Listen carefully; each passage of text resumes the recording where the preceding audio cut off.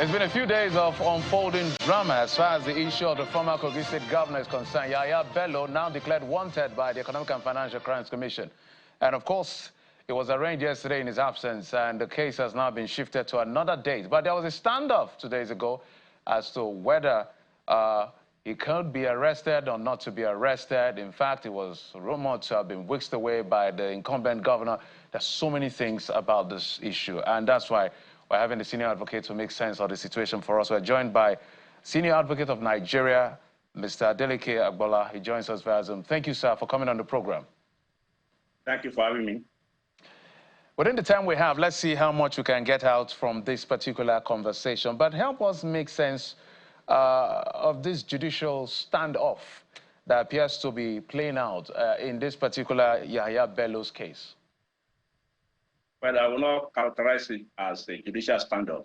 I will say it's a failure of the security agencies to work in harmony. Because sometimes people forget there's only one commander-in-chief for the whole country. So whether you are working for the police, for the army, or the EFCC, you all have one commander-in-chief. So it is really a disgrace when one agency is trying to effect an arrest and another agency or the same government will prevent it. Don't forget, those are all federal institutions, all under the titular command of the president and commander-in-chief of the Armed Forces of Nigeria. So the judiciary business is simply to prosecute, to proceed with trial of anybody properly arraigned before it. It's not the business of the judiciary to bring in to arrest a particular defendant. So it is what is playing out. It's not the first time this thing is happening, but it's a disgrace, and it's something Mr. President must put his feet down so as to stop this desecration of the judicial process. The reason I called it judicial standoff deliberately is because the premise, perhaps the premise of the action of these law enforcement officers is based on what court document they are trying to obey. On one hand, the State High Court has spoken, had given an order concerning his fundamental human right. It's not to be arrested, detained, and all of the, technical statements that were used in that particular order, which the Kogi State, former Kogi State governor held onto. And then there is the Federal High Court that has made a pronouncement in terms of an order about the criminal case, which is go there, get him arrested, or whatever it is that is used to explain in the technical term of the law. So that's why I'm calling it a judicial standoff. So do you think that they just are not in harmony, or they are working based on a judicial document that are available to them? Well, my take on it is that it's unfortunate that we have these discordant orders coming from different courts. Don't forget, you mentioned the Kogi State High Court and the Federal High Court. The issue really is which one comes first between the order made by the Kogi State government, by the Kogi State High Court, and the one made at the federal level. But be that as it may, there is a plethora of judicial authorities that you cannot stop an investigative agency like the EFCC or the police from investigating a crime. And also, I don't see the big deal in somebody coming up before the court, because if in a situation in a country where law is obeyed and respected, that even if there are two conflicting orders, one says arrest, the other one says don't arrest, and the person who wants to arrest comes, there is no reason why a person of the stature of a former governor will not say, okay, let's go there, and then I will explain myself to the court why you cannot arrest me, because there is already a proud court order saying I should not be arrested.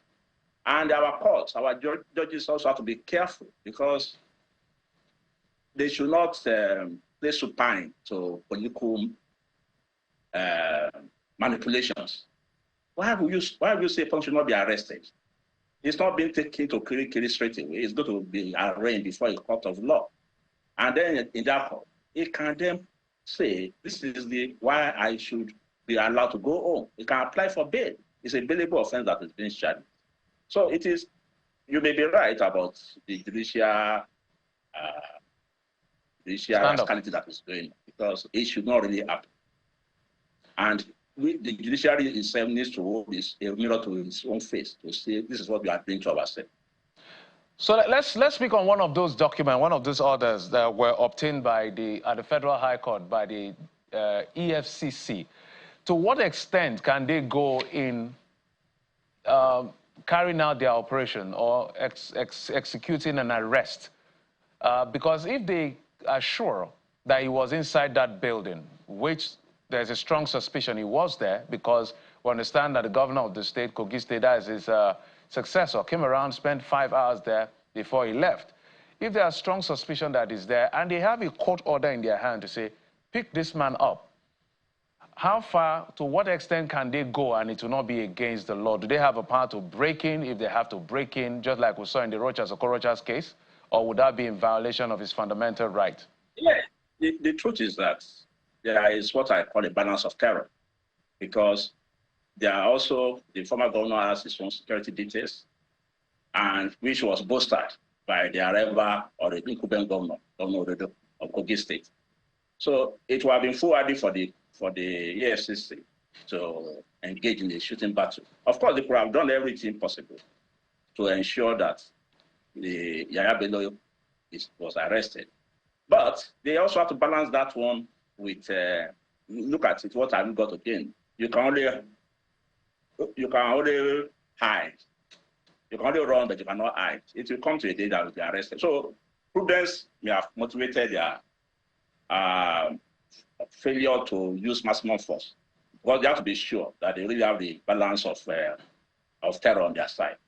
So, but it's unfortunate, and that is where this has been happening. It happened in Rivers State. You remember when the judge was to be arrested? The then governor of Rivers State, now the honorable minister of FCT, also refused and brought in policemen to prevent that arrest from being done. Whether rightly or wrong is immaterial. I'm not sure whether the legality of the arrest is different, but why would one agency prevent another agency from carrying out its duty? We are not talking of a poor person. We are not talking of somebody in the slum. We are talking of a former governor who has the capacity to recruit the best hands in legal profession to defend him.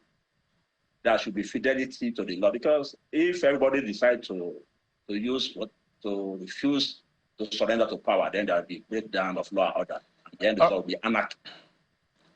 All right, Lenesik, there's something I want you to speak to, which has to do with public perception of how anti-graft agencies are carrying out their operation and how it will affect public perception. As we speak, we understand that the immigration has been put him on a watch list. The IGP has withdrawn his security detail. The EFCC had actually said that he was whisked away by his successor. He was declared wanted. Now, they said he was whisked away. They even said they will not tolerate anybody obstructing their operations. If there needs to be an army to be called upon to make sure they do what they have to do, they will have to do. And then they now put out an information. In fact, they said someone with immunity is shielding him from being arrested and arraigned. And they now said he's been declared wanted, anybody who knows his whereabouts. Does this make sense? Absolutely not, because it is making a mockery of the system.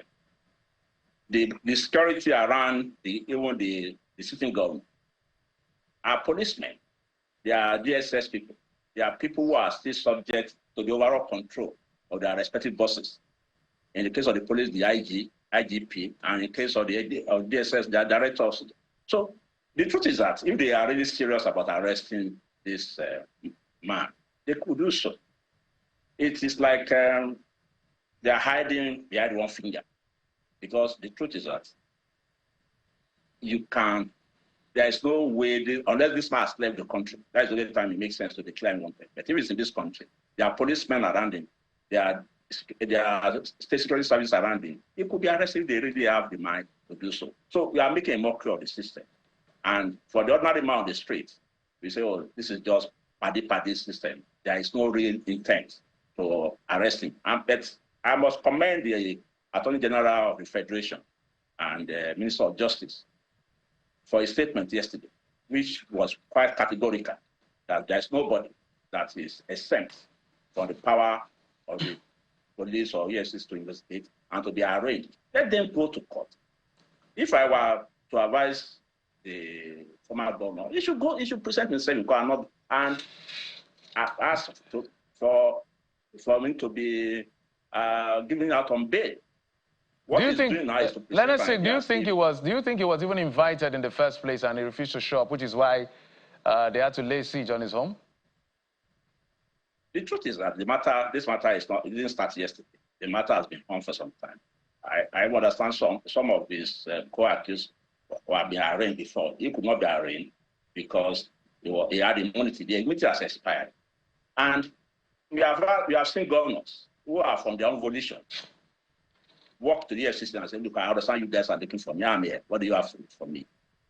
They are Nigerians. The people in EFCC are Nigerians. They have interacted with them. And they are people, they are not the devil. And for somebody with the kind of influence, money, and power like the former governor, it should be a piece of cake. Because I know for sure if he goes to court, he will be granted bail, except for this of his recent behavior. But the truth is that the cause itself is not helping matters. Because even with all this, when you see somebody misbehaving so badly, when it eventually is taken to court, you'll be given bail on very liberal terms, which also do something to lower the integrity of the judicial system in the eyes of right-thinking members of the public. So everybody must work hand in hand. But the person who can actually make this system to function, because he has control of the security agencies, is the president. He cannot do everything, but he must give orders that where somebody is going to be arrested, let him go there. And no other agency should shield him. And I'm happy that the Attorney General of the Federation has made that statement. That the days where one agency will shield another you should be over. All right, as we begin to wind down, because we've seen two incidents in very quick succession. Nadeem Anjarwalla is on the run. He was in the custody of the National Security Advisor's Office, and they said he escaped. He escaped and he's still on the run. Now the FIRS has to serve him very substituted means so that the case can go on.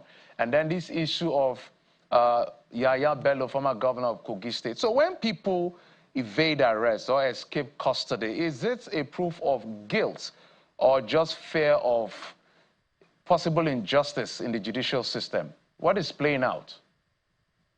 Well, the truth is that a lot of people have mortal fear of being arrested, even for a few hours.